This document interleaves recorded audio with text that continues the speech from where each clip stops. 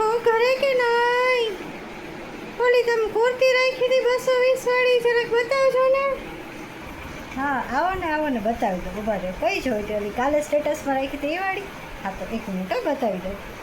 કઈ સાઇઝમાં બતાવું? એમ અને એક્સેલ? એક જ મિનિટ. 4XL છે. અચ્છા એક બ્લેક કલરની, એ પણ બહુ સરસ છે.